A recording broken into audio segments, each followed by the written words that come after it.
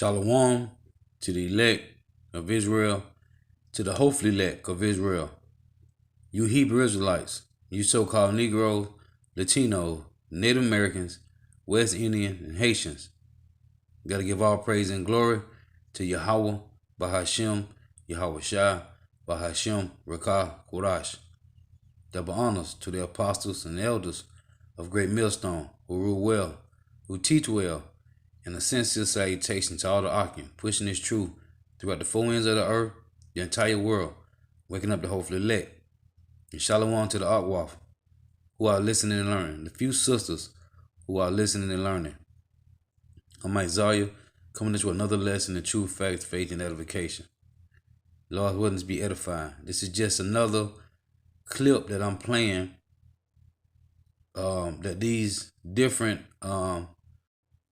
news outlets is bringing out about the banks are being funded, or the banks are being pulled out of a hole from the feds, man. The elites. Okay? And them putting $75 billion a day into these banks because the economy collapsing. Babylon the Great is falling. So Lord willing to be edifying. All right, take a look at this video. That's a police officer taking a horrible beating at the hands of protest. Look at this. That's a cop. I mean, that's a beatdown. Now ask yourself, what would happen to those protesters if they were doing that here in our beloved country? Michelle's going to be here in a little while, and she's going to drill down on this story for us. But let's start with this. Here's where I want to begin tonight. There's something disconcerting happening with our economy. Nobody seems to be sure exactly why, but as our own financial team, led by Christy I, is reporting tonight, the U.S. Federal Reserve is pumping $75 billion a night into our banks for something called repo operations. Have you heard of this? You should know this. Again, yes. Ask yourself this question, because I think it's a fair question to ask, right? Why is the Fed continuing to intervene in the business of our banks if our economy is so swell, so great, right? As we're constantly being told. This is an important question. By the way, these repo operations are now going into their 5th straight day. Do the math, right? What is the repo market? Well, essentially the repo market is how banks lend money to each other to kind of cover their own loans, right? It's their like little credit card system, as we would, I guess, compare it in our world. Normally the interest rate that they charge each other, somewhere around 2%. But suddenly, these interbank rates, they've skyrocketed to as much as 10%. 10% interest among banks. That's 4 times more than normal. Now think about that. One bank asks another bank to pay up to 10% interest to borrow money. Does that mean even banks don't trust the other banks to make good on those loans? Fair question, right? What does that say? Now I want to show you something else. I think this is very interesting, right? What that says is Satan divided against Satan, the house cannot stand. Okay? These Edomites have been fighting against each other since World War I, man. Okay? They together, but they're not together. Like I can tell you in Daniel, the 2nd chapter, right? They shall mix themselves, right? They shall join themselves with the sons of men, right? As miry clay is mixed with iron, they shall be partly broken and partly mixed, man. They can't cleave together, okay? They can't do it, man. As a matter of fact, this is Daniel chapter 2 and verse 43, verse 42. Matter of fact, let me read. This is Daniel 2 and 41. And whereas thou sawest the feet and the toes of potter's clay, and of part iron, the kingdom shall be divided, but there shall be in it of the strength of the iron, for as much as thou sawest the iron mixed with miry clay. And as the toes of the feet were part of iron and part of clay, so the kingdom shall be partly strong and partly broken. For whereas thou sawest iron mixed with miry clay, they shall mingle themselves with the seed of men, but they shall not cleave one to another, even as iron is mixed with miry clay. So what you're seeing is they don't trust each other, man. Okay? They don't trust each other. And when you go to Mark, this is Mark chapter 3. Mark 3 and 23. And he said unto them, and he called them unto him, and he said unto them in parables, how can Satan cast out Satan? And if a kingdom be divided against itself, that kingdom cannot stand. And if a house be divided against itself, that house cannot stand. And if Satan rise up against Satan and be divided, he cannot stand but have an end. So they don't trust each other because they are divided, man. The house is divided. Take a look at this graph. As you look at this graph, what we get, I think, from this is a historic perspective, right? Look at the last time that this happened where the repo market shot up like this. It shot up just before 2000, see it there on the left? And again, it shot up just before 2008. And what happened after those years? Well, you know, the recession of 2000 and the economic meltdown of 2008, from which many Americans are still reeling, by the way. Now, the Fed seems to be playing this situation off as some kind of glitch, right? It's a one-off, as they often say. Well, that argument might work if this were an isolated incident, right? But when you combine this news with last week's cut in interest rates, the cut 3 weeks before that, the fact that manufacturing numbers are way down, and then the ominous signs that we've been reporting to you here about the 10-year yield, it's kind of hard not to look at this situation without asking yourself, right, what's really going on here? Our political leaders and our media continue to tell us that our economy is humming. Is it? Really? Are they sure? Are they asking the right questions for you? We will, as we break this development down for you here to better understand what it means for you and your future. On the News with Rick Sanchez, where we believe it is time to do news again.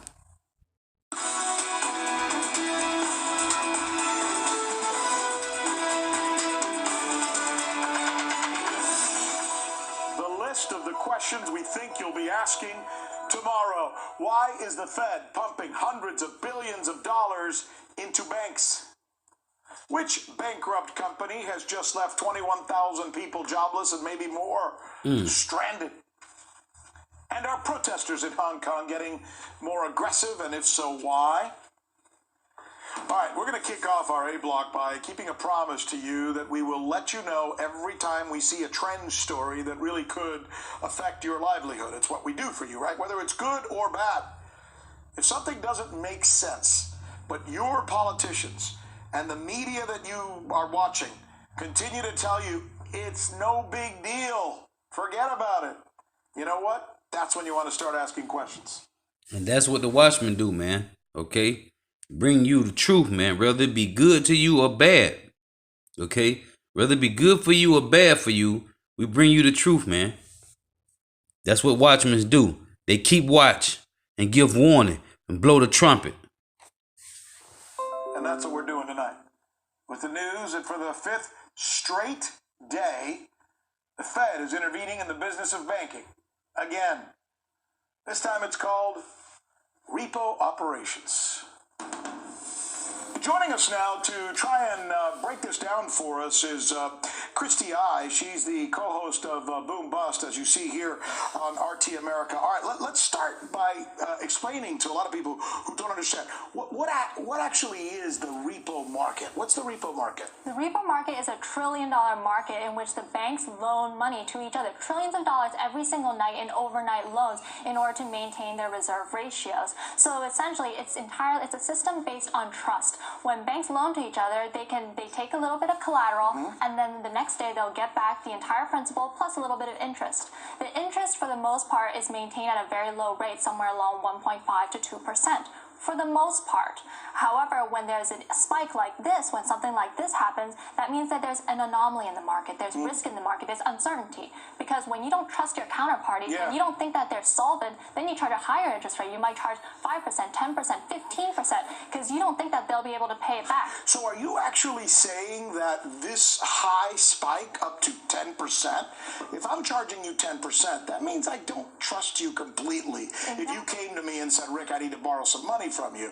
So does this mean that some of these bigger banks are saying to some of these smaller to medium banks, we don't think you're going to be around sometime in the near future? This was a liquidity crunch. So the Fed came out and said that it's completely different than what happened in 2008.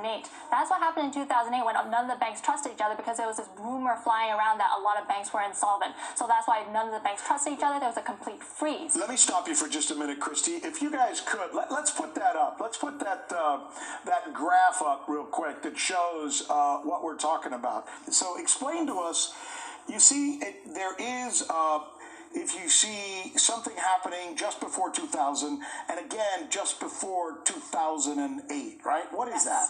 So those were other two instances. Right before every single crisis that we previously had, there was always a spike in this repo market, which showed that there was a crunch in liquidity, that liquidity tightened, credit tightened because there wasn't enough credit to go around, because institutions didn't trust each other, and there was a credit crunch. And the same thing happened here. And while the Fed doesn't quite know what happened to cause this credit crunch, all the banks suddenly freaked out, and therefore the Fed actually had to jump in and pump in, as he said, $75 billion in an overnight repurchasing in order to then soak up all of that funding. But what you just showed us, what that graphic is: anomaly and then recession. Exactly. Anomaly and then recession.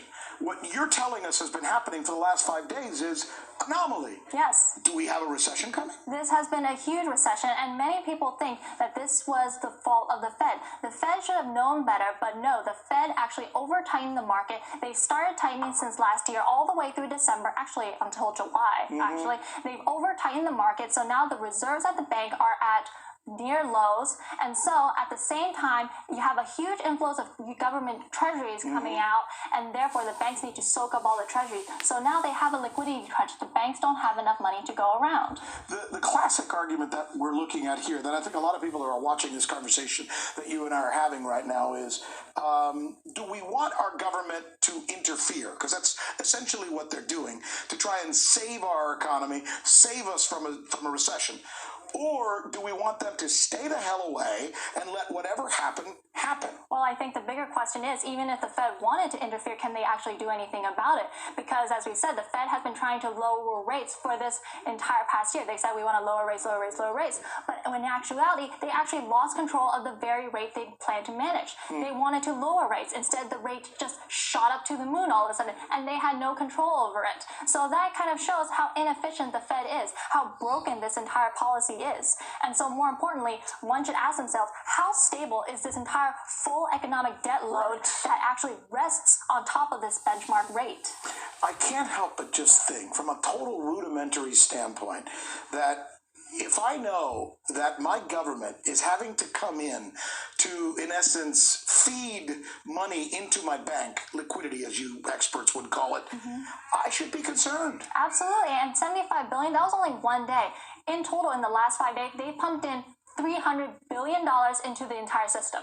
That's a third of $1 trillion into the system. That's a massive amount. The last time we had something that massive was during the Great Recession. How's the global market going to react to something like this? Are they going to be a little shook about this situation here with our government, our Fed, once again, as we like to say, interfering? I think that they're actually starting to take notice, because the Fed actually came out originally trying to placate the entire market, saying that, oh, this is just a one-time spike. This is temporary. This is a technical glitch. We made a mistake, but we can fix it. It should be done with and resolved within a week. However, the week is over. It's Monday. It's the start of a new week, and yet there has been no resolution. The entire problem is actually persisting throughout the entire market, and that's going to have ripple effects throughout the entire global economy. And so the Fed actually released their new schedule already, and their schedule shows that they expect the problem to now persist for a month. Oh my goodness. Maybe even longer. A month or longer? A month, potentially even longer. They opened the door in order to continue operations for longer than a month now. This could get very serious. I'm glad we have you, Christy. You're super smart, but you're able to make this plain so we can understand it, and we thank you for that. Of course. Christy, hi. And meanwhile tonight, 21,000 people. So now let me get this other clip. For their repo markets. That's essentially how banks lend money to other banks. An interesting thing that happened that led the Fed to do this. See, this is what happened. Interest rates shot up in the repo market, something that has historically spelled disaster for the U.S. economy. So the Fed, as we've been reporting exclusively, has been responding by pumping billions of dollars to help the banks stay afloat. Now, at first, the Fed made this sound as if the whole thing was just a temporary, it's a minor glitch, they said, in the system. But our own Christy I, host of RT's Boom Bust, did some digging, and she found out that what they're saying may not be entirely honest. In fact, here's what we're going to do. I'm going to play for you Christy's appearance on this newscast Monday night. Here it is. And so the Fed actually released their new schedule already, and their schedule shows that they expect the problem to now persist for a month. Oh my goodness. Maybe even longer. And Christy was obviously right.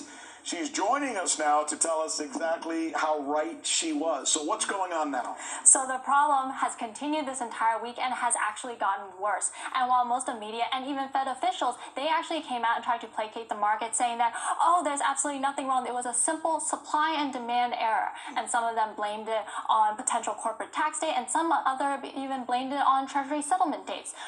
How can we blame it on them when those two factors are easily forecastable by industry professionals? So they say, look, this is nothing, 3, 4, 5 days at the most. We're going to put a little money into the system and everything is going to be fine. In actuality, they're putting $75 billion every night of our money into the system, and you're saying it could go on for a month. I'm not a mathematician, but I'm looking at trillions and trillions of dollars here, right? So far, we've pumped in over $400 billion into the system. That's almost $500 billion into the system, pumping $75 billion every single day. And yesterday, the situation hasn't gotten better. It's actually gotten worse.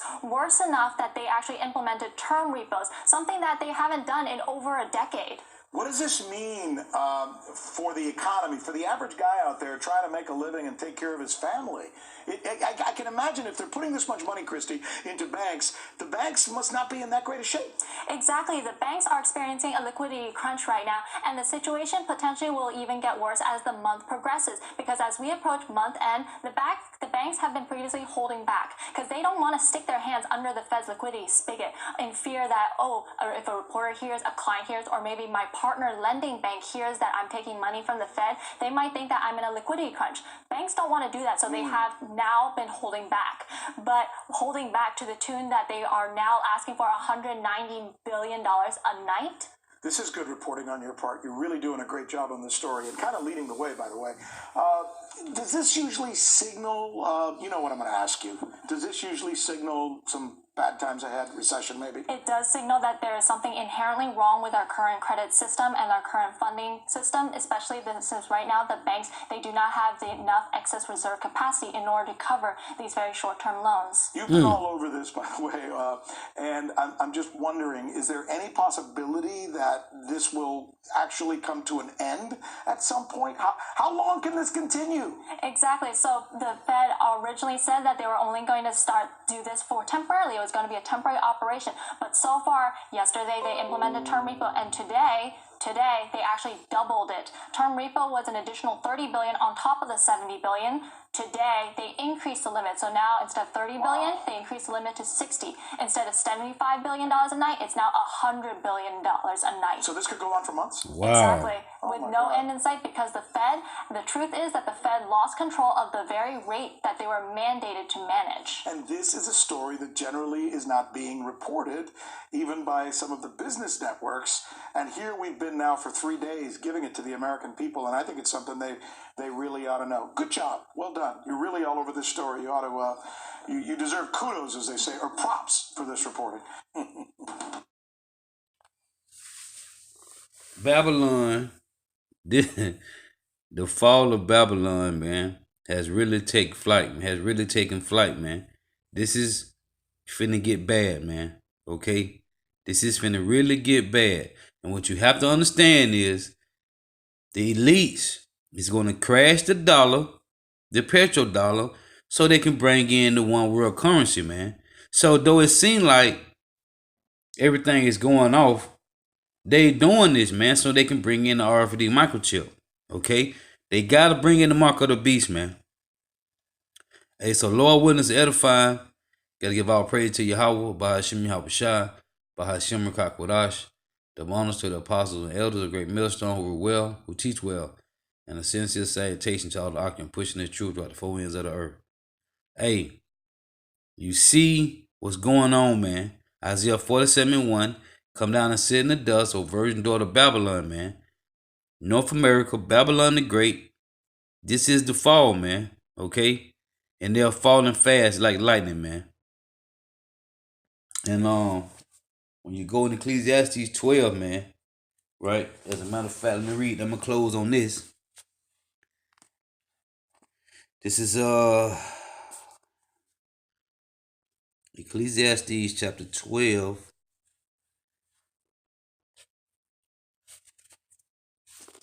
Let's see.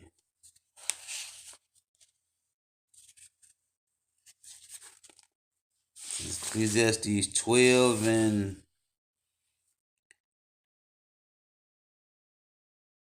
3. And it reads, in the day when the keepers of the house shall tremble, and the strong men shall bow themselves, and the grinders cease because they are few. Grinders cease meaning the jobs.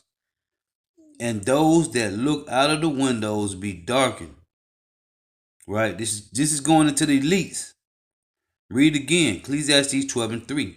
In the day when the keepers of the house shall tremble, the keepers of the house are the elites, and the strong men shall bow themselves, and the grinders cease because they are few, and those that look out of the windows be darkened, and the doors shall be shut in the streets when the sound of the grinding is low, meaning the jobs. Ain't gonna be no jobs. And he shall rise up at the voice of a bird, and all the daughters of music shall be brought low. That's why you got a bunch of garbage music right now, okay? Everything about North America is Isaiah 47:1, man. Babylon the Great is falling, man, okay? It's falling. And like it said in Luke 10:18, it's falling like lightning, man. Yahweh Shai said he saw Satan fall as lightning, man. That's why when you go to Isaiah, Isaiah chapter 14, Isaiah 14, I'm gonna start at verse 5, right? Matter of fact, I'm gonna start at 4. It said that thou shalt take up this parable against the king of Babylon, which is the elites, and say, how hath the oppressor ceased? The golden city ceased. The Lord Yahweh hath broken the staff of the wicked and the scepter of the rulers. He who smote the people in wrath with a continuous stroke, he that ruleth the nations in anger is persecuted, and none hindereth. So now, what you did, you finna drink of that double cup, okay? Babylon the Great is falling. The whole earth is at rest and is quiet. They break forth into singing because Babylon the Great is coming down, man. Yeah, the fir tree rejoice at thee, and the cedar of Lebanon saying, since thou art laid down, no fellow has come up against us. So since the elites is coming down, has fallen, no tree cutter has cut us down, man. Okay, it said no fellow. Right? When you go in that word fellow, It's talking about lumberjacks, man. People that cut down trees, right? Deforestation. It say, hell from beneath is moved to meet thee at thy coming. It stirred up the dead for thee. And the dead talking about these heathen nations, right? Even all the thrones, it said, even all the chief ones of the earth, it have raised up from the thrones all the kings of the nations. And they shall speak and say unto thee, art thou also become weak as we? Yeah. Are you Babylonian Edomites become weak as the other nations? You harlot that sits on the scarlet colored beast? Art thou become weak as we? Art thou become like unto us? Thy pomp is brought down to the grave, and the noise of thy vows, the worms is spread under thee, meaning corruption. They are corroded, man, corruption. And the worms cover thee. Okay?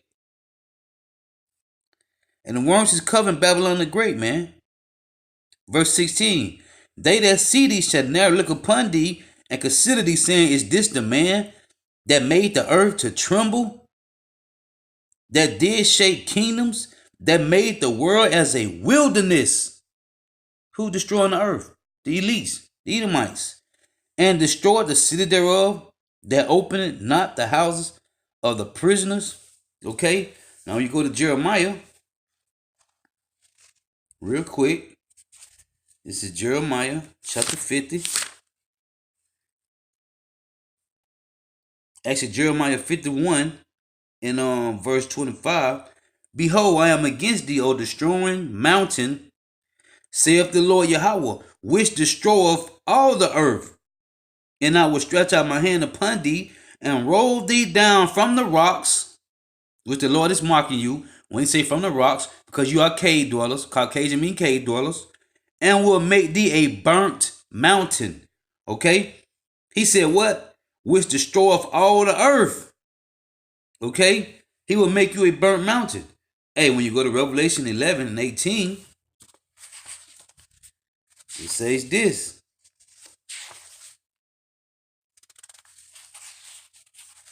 Revelation chapter 11 verse 18. And the nations were angry.